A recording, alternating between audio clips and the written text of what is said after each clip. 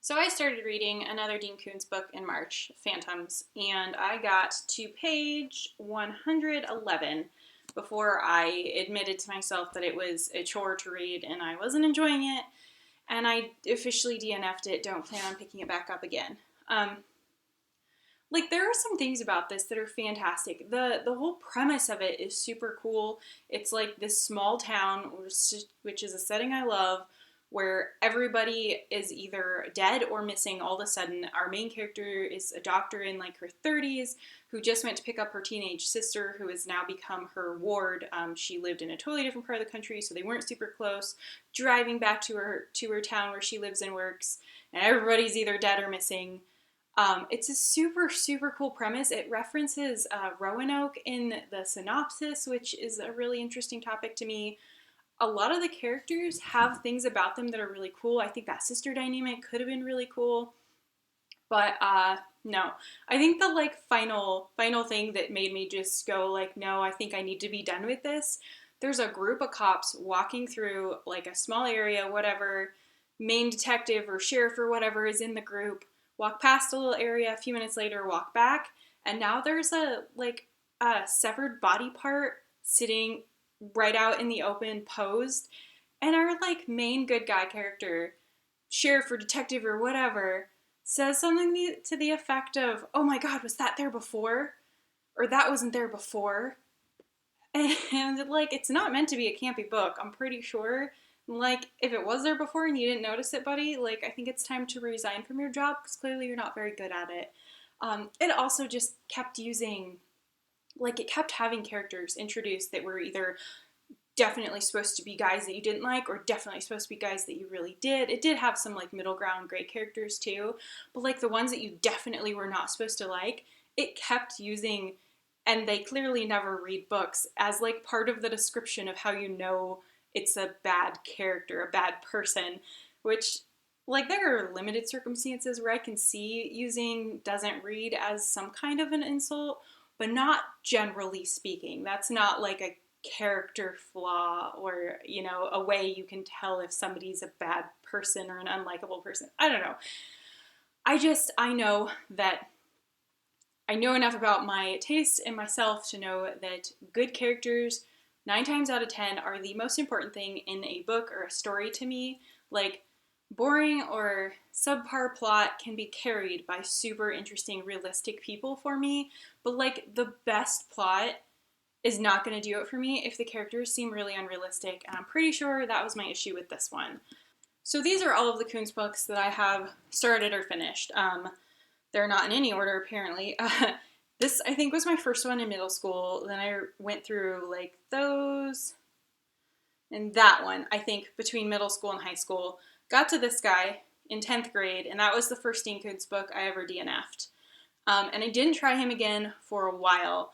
I ended up with, I tried his Frankenstein book a few years ago, and it didn't work for me. I thought it was like just a fluke, whatever.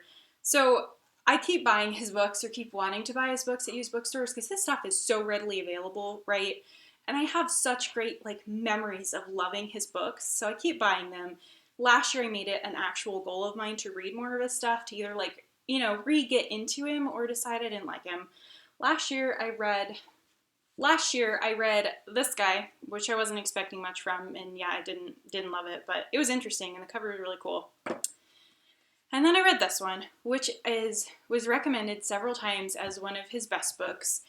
And it has a cool premise, and it has some elements I really like, some like serial killer characters, some like his whole thing of having dogs as like main characters. I haven't read a ton of, but when I have read it, like in this one, something I really like. Um, some like he tends to have like interesting, strong female leads a lot of the time, but it's usually juxtaposed by like men who still need to save them in some way, and it kind of grates on me.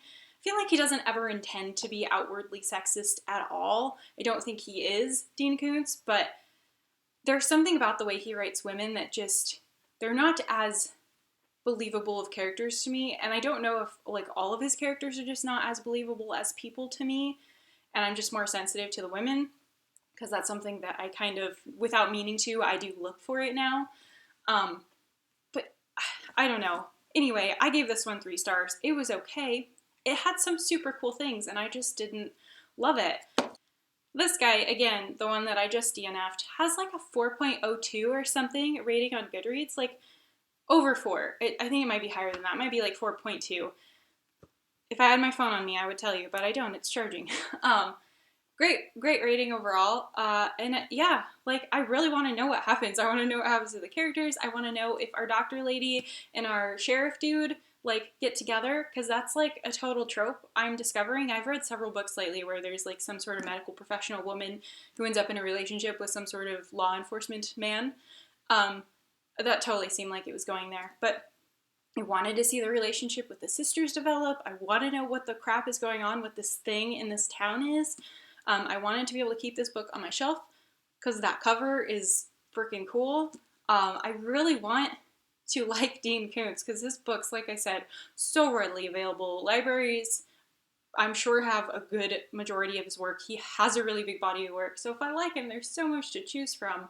I can find his books so easily and cheaply at used bookstores, in Goodwills, in Salvation Armies, and all that.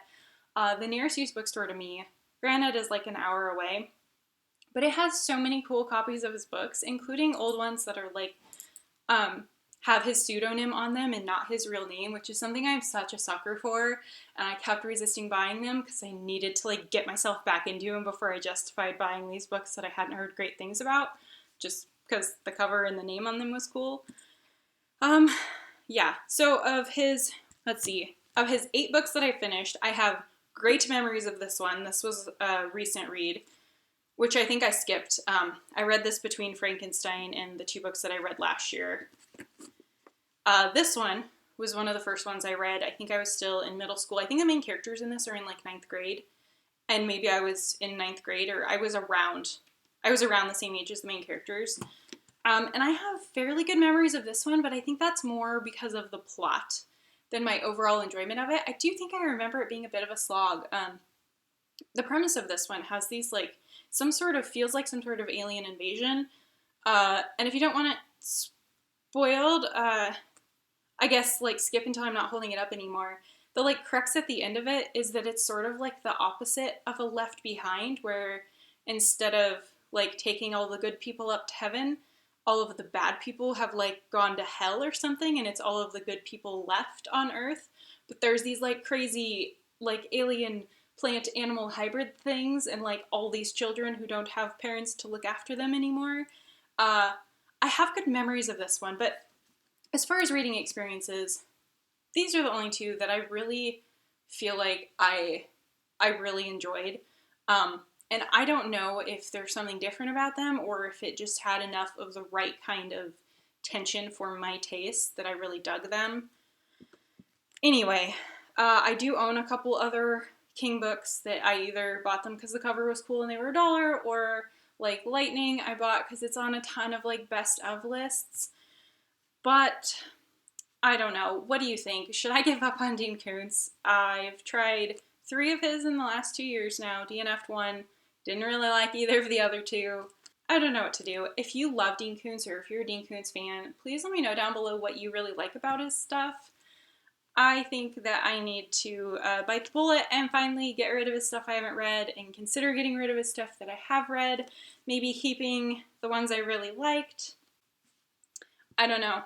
I just wanted to chat about it. I didn't mention Phantoms in my March wrap-up, and I just kind of wanted to like get some of my thoughts out about Dean Koontz, and about like having a longtime favorite author who you are discovering is not a favorite author, and like how you handle that. I don't know what to do with myself with it, to be honest. So let me know down below your thoughts on any of this, and I'll talk to you again soon. Bye.